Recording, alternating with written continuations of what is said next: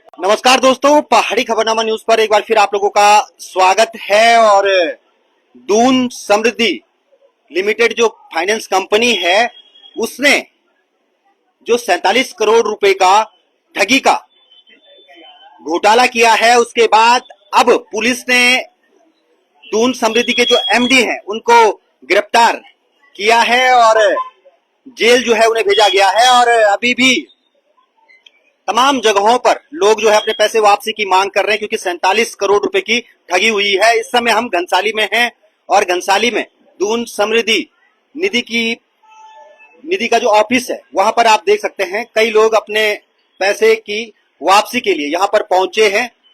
तस्वीरों में भी आप देख सकते हैं तमाम लोग यहां पर पहुंचे हैं। हर कोई चाहता है कि उसका जो पैसा है वो वापसी हो।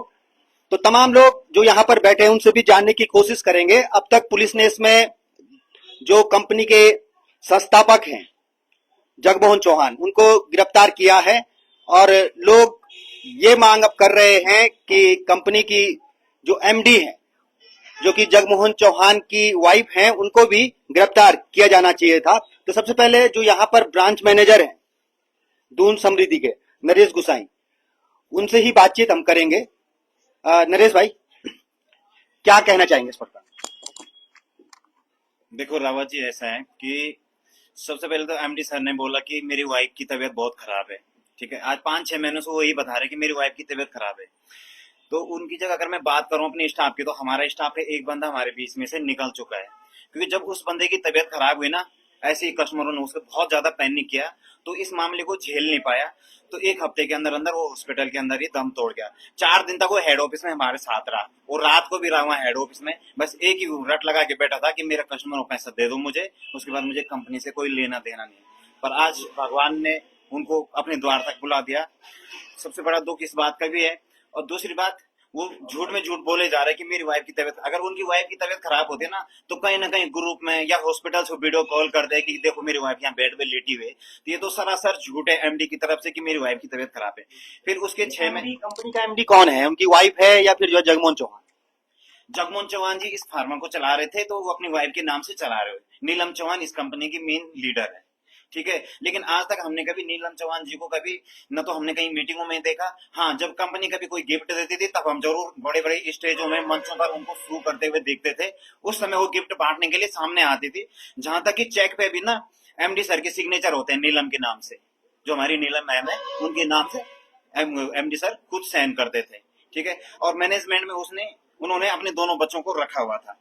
ठीक है, आस्था चौहान और दूसरे बेटे का नाम मैं भूल गया हूँ, जो कि हल्द्वानी में भी डॉक्टर एमबीएसएस का कोर्स कर रहा है उनका बेटा। और उनकी बेटी गुरु राम राय कॉलेज से एमबीएसएस का कोर्स कर रही है। ठीक है, और जब उन्होंने एक फंसाने वाली बात है, हमें फंसाया ना, तो इस यहाँ पे फंसाया उन्होंने। जब वो घनसाली में आए थे तो सबसे पहली मीटिंग मेरे पास उनकी वहाँ जायका होटल में हुई थी, जो कि आज मेरे पास फोटोज पड़ी हुई है। ठीक है, तो उन्होंने मेरे को बताया था कि मैं एक प्रधानाचार्य पद पे कार्यरत हूँ और मेरे दोनों बच्चे एमबीएसएस कर रहे। और उन्होंने हमें डॉक्यूमेंट्स दिखाए थे, वो क्रिएट कर दिया था अपने दोनों बच्चों को। मैनेजमेंट में उन्होंने अपने दोनों बच्चों को रखा हुआ था, मतलब अपनी पूरी फैमिली को इन्वॉल्व कर रखा था। तो हमने कहा जब इनकी पूरी फैमिली इसमें है, कोई बाहर का बंदा नहीं है, ऊपर से उन्होंने अपना गाँव बोला मैं गजा खाड़ी से बिलोंग करता हूँ, तो हमने ये चीज सोचकर गारंटी दी कस्टमरों को। हमने सीना ठोक के बोला कि पैसा कहीं नहीं जाएगा आप। ऊपर से उन्होंने भारत सरकार की एजेंसियां ले रखी थी, गवर्नमेंट पॉलिसियां ले रखी थी। तो इसी दया पे हमने गारंटियां ली कि चलो ठीक है यार, बॉन्ड पेपर पे दिखा रहे कि हमारा 20% टैक्स जाता है भारत सरकार को, और हम लोग तो एक एक संस्थाएं चला रहे हैं। एक घनसाली है, चम्याला है, चंबायर, रानी पोखरी है, भान्यवाला है, इस तरह की कई ब्रांचें हैं हमारी। तो सब लोग अपनी अपनी ब्रांचों में व्यस्त है। मैं तो यहाँ पे सिर्फ एक कमीशन बेस पे काम करता था, लेकिन मुझे नहीं था पता कि चौहान जी इतने बुरे तरीके से हमें आज फंसा देंगे। आज हमारे बीवी बच्चे तक रोड पे आ गए, है ना। मेरे पास आज 3 महीने हो गए, मेरे पास पैसा नहीं है एक रत्ती बार भी। और बाजार वालों ने मेरे को हिसाब लगाया कि इसने पैसा रखा हुआ।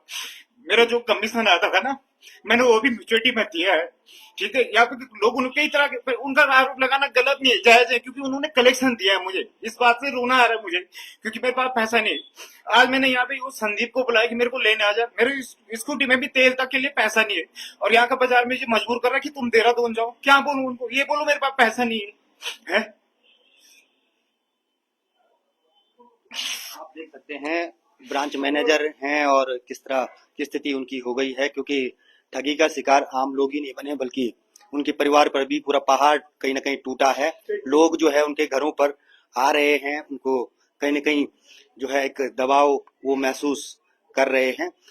तो पैसा लोग अपना वापसी चाह रहे हैं, क्या कहना चाहिए? एक हफ्ते तक मेरी बेटिया स्कूल नहीं गई इसी टेंशन में कि पापा को पता नहीं क्या होगा, ना तो किसी से बातचीत कर रहे हैं, क्योंकि वाकई में मेरा किसी से बात करने को भी मन नहीं हो रहा। कस्टमर बहुत बुरे तरीके से पैनिक कर रहे हैं, कोई धमकी दे रहा है। ठीक है, मैं नाम नहीं लेना चाहूंगा, लेकिन मेरे को घर तक के सामान तक की धमकी देंगे, तेरे घर में आके तोड़ फोड़ करेंगे। ठीक है, क्योंकि भाई उनका पैसा फंसा, उनका बोलना जायज है, लेकिन मेरे पास पैसा होता ना, मैं तो एक एक पाई पाई करके लौटा था। ठीक है, और मैं बहुत बुरे तरीके से पैनिक हो रखा हूँ, और मेरा लास्ट डिसीजन यही है, मेरे पास सुसाइड के सिवा और कुछ नहीं है। क्योंकि मेरे पास का नहीं है अब इतना झेलना, क्योंकि मेरे पास का नहीं है बर्दाश्त करना, क्योंकि हर आदमी, आम आदमी मुझे रोड पर चलते टाइम गाली दे रहा है। तो आज मेरी पैदल आने की भी हिम्मत नहीं थी, मैंने उस संदीप को बोला मेरे को लेने आ यार, मेरे पास गाड़ी में तेल नहीं है। बिल्कुल पीड़ा आप समझ सकते हैं। खुद जो है जो ब्रांच मैनेजर हैं वो कितने परेशान है, और ऐसी लगभग सभी जगहों के हाल हैं जहां पर जो भरोसे के साथ जो सबसे पहले ब्रांच मैनेजरों को, जो एजेंटों को भरोसे में लिया गया, और उसके बाद उन ब्रांच मैनेजर और एजेंटों ने अपने नाते, रिश्तेदार, दोस्ती सबको जो है कहीं ना कहीं इन इस कंपनी के साथ जोड़ा। और आज कंपनी जिस तरह से जो है ठगी कंपनी ने की है, उसके बाद हर कोई सड़क पर अपने आप को महसूस कर रहा है। जो लोग हैं यहाँ पर पहुंचे हैं अपने पैसे के लिए और लगातार मांग कर रहे हैं, उनसे भी हम बातचीत करेंगे। क्या कहेंगे बडोनी जी, क्या कहना चाहेंगे? आ, देखो, सबसे पहले तो ये बात है कि जब ये कंपनी शुरू हुई थी तो उसके जो ये बोल रहे हैं कि एमडी जो है, क्या क्या चौहान है, वो नीलम चौहान, हाँ जो भी हैं, तो उनके नाम से कंपनी चल रही है, वो आगे आते नहीं। ये एक सरकारी आदमी सरकारी पद पर रहते हुए जो है कंपनी को चला रहा था, इसमें भी कुछ संदेह पहले से ही था। सुनने में ये आ रहा है कि उनके दोनों बच्चे जो हैं इस कंपनी के अच्छे ओहदे पद पे थे, जो कि एमबीबीएस का कोर्स कर रहे हैं। ये भी घपला इसमें लग रहा है, पूरा पूरा घपला लग रहा है। और तीन चारों के नाम जो हैं, जो इस बिजलाण जी हो गए और एमडी वगैरह जो भी हैं, ये तीन चार लोग इसमें जो है नाम दर्ज हैं। तो इन्होंने सारा घपला किया है, और हमने जो भरोसा किया है, हमने जो ये नरेश भाई के बिहेव पे जो है भरोसा किया, ऐसे ही ये पैसा जो है उन्होंने ऊपर जो है लौटने का काम किया। हमारे इन आपके माध्यम से विनम्र रिक्वेस्ट है कि जो इस संस्था की एमडी है उसको तुरंत गिरफ्तार किया जाए, क्योंकि वो 5 महीने से बीमार है। क्यों, क्या बीमार है वो 5 महीने से?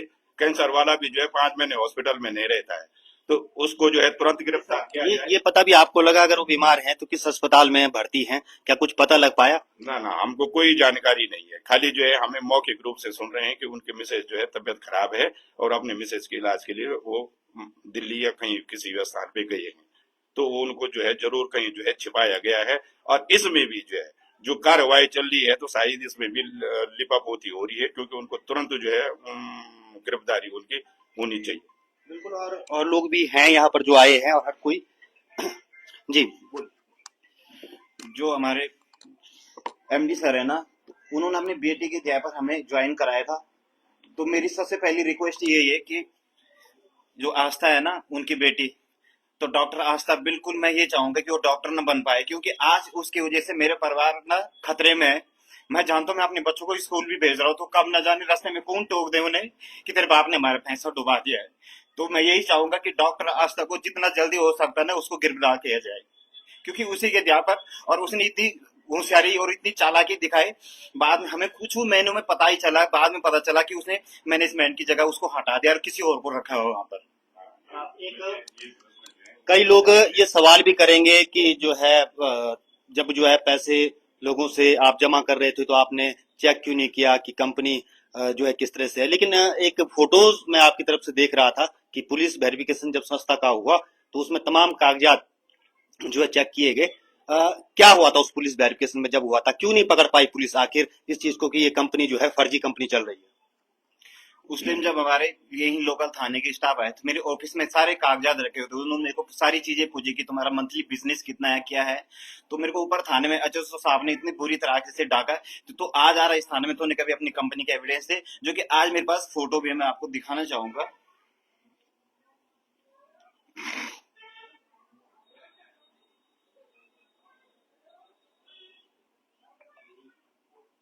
बिल्कुल ऐसा नहीं है कि बीच बीच में यहाँ पर चेक नहीं किया गया, बल्कि न पुलिस के द्वारा भी यहाँ पर वेरिफिकेशन किया गया।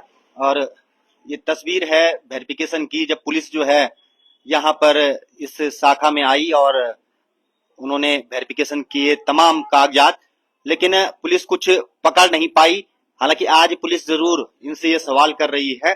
तो अभी जो आपकी बातचीत हो रही है, जो तमाम लोग हैं कंपनी से जुड़े हुए, आपकी जो एमडी है वो कहाँ पर इस समय, अगर बीमार है तो कौन से अस्पताल में बीमार है, कहाँ पर उनका उपचार चल रहा है और क्या बीमार वो है? हमें सिर्फ इतना बताया गया है कि वो बीमार है बीमार है। हमने एमडी सर को मैंने पर्सनली कॉल भी किए। मैंने कहा सर अगर आपकी हेल्प करने, मैंने मैसेज भी किए उनको। मैंने कहा सर आप यहाँ पे ब्रांच का हिसाब किताब करने आ जाओ, अगर पर्सनली अगर मैंने कहा 2 बंदे ड्यूटी लगे मैं खुद आ जाऊंगा। हेल्प वाली बात, हम पूरा स्टाफ उनकी हेल्प करने के लिए भी तैयार थे। जहां तक कि इतना भी हेल्प करने के लिए तैयार थे कि हम पैसा भी लगा लेंगे, चलो ठीक है तुम्हारे पास पैसा नहीं है ना, अगर वो अपने आप को फेस करते ना, हमने इतना तक रिक्वेस्ट रखी उनके आगे कि आप अपने आप को फेस करो, हमें पैसा नहीं चाहिए, हमें आप चाहिए सिर्फ आप सामने आओ, आप पब्लिक को शू करो। ठीक है, आज मैं बाजार में खड़ा हूं तो इसी वजह से खड़ा हूं कि आज इन लोगों के बीच में जिंदा इसी वजह से कि मैंने अपने आप को फेस किया है। और जगमोहन जी की तरह अगर कहीं छुप जाता ना तो आज शायद मेरे घर पे भी पथराव हो रहा होता है। बिल्कुल। और लोग भी यहाँ पर आए हैं जिन लोगों का पैसा कहीं ना कहीं डूबा है। क्या नाम है भाई साहब आपका? सर मेरा नाम है अभिलाष। क्या अब जो है जिस तरह से जगमोहन चौहान है जो मास्टरमाइंड है वो पकड़े गए हैं, तो क्या आपको खुशी है कि वो पकड़े गए हैं, पैसा वापस मिल जाएगा? नहीं, खुशी तो है, मतलब जो जो चौहान जो क्या पकड़े गए तो उसके लिए खुशी है, लेकिन उससे ज्यादा खुशी तब होगी जब हमारा पैसा वापस मिल जाएगा। क्योंकि जो वो हमको ही मालूम है कि हमने जो पैसा इकट्ठा किया है पर डे, जो हमने जो पैसे देते थे 1000 रुपए 2000 रुपए, जो मतलब कैसे करके देते थे वो हमको ही मालूम है कि हम ये पैसा मतलब कि जमा कैसे करते थे। कितना पैसा था आपका? मेरा लगभग 6.5 लाख होगा। 6.5 लाख रुपए जमा था जी। तो अब क्या होगा? क्या लग रहा है उम्मीद की पैसा वापसी होगी? क्योंकि अभी भी जो एमडी चौहान मैडम है वो गायब है। नहीं, गायब नहीं है वो। जब जगमोहन जब क्या बोलते पुलिस के हाथ आ गया है तो जगमोहन को मालूम होगा कि उसकी वाइफ है। तो सबसे पहले बात यह है कि पुलिस वालों को सबसे पहले जो आस्था चौहान है एमडी जी की जो वाइफ है उसको अरेस्ट करना पड़ेगा पहले। उसके बाद नहीं, जो ये नीलम चौहान है जो उनकी वाइफ है, पहले उनको अरेस्ट करे और उसके बाद सेटलमेंट की बात करे। क्योंकि जो ये बीच में जो बातें आ रही कि जगमोहन चौहान मतलब सेटलमेंट की बातें क्या सेटलमेंट की बातें कर सकता है। तो मेन बात ये है कि जैसे उससे पहले जो नीलम चौहान है जगमोहन की वाइफ है तो उनको सामने लाया जाए और उसके बाद सेटलमेंट की बात किया जाए। और सेटलमेंट की बात है जो सेटलमेंट की बात हो और वो ओपन हो। और लोग भी हैं, उनसे भी पूछते हैं। आपका नाम क्या है भाई? मेरा नाम नक्की सिंह है। अच्छा, कितना पैसा आपका है? 2,66,000 रुपए। तो कैसे वापसी होगी उसकी? कोई उम्मीद लग रही है अब जिस तरह से जो है जगमोहन चौहान गिरफ्तार हुए हैं उसके बाद कुछ पैसा लौटने की उम्मीद लग रही है? नहीं, उम्मीद तो लग रही है, लेकिन जो है इनको जो है सेटलमेंट करना जरूरी है ना, तभी उम्मीद है हमारी से कि आ जाएगा पैसा। हाँ जी, बिल्कुल। और लोगों से भी बातचीत करते हैं। आप क्या कहेंगे भाई साहब, कितना पैसा आपका था? मेरा अराउंड 50,000 होगा, 50-51,000 रुपये। तो उम्मीद तो है, पर इस सिक्के के जो सारे पहलू हैं, मेरे कहने का मतलब ये है कि सबसे पहले जो है नीलम चौहान जो उनकी वाइफ है उनकी गिरफ्तारी होनी चाहिए। और मतलब मेरी पुलिस प्रशासन से एक अपील है कि सबसे पहले मतलब उनको गिरफ्तार किया जाए।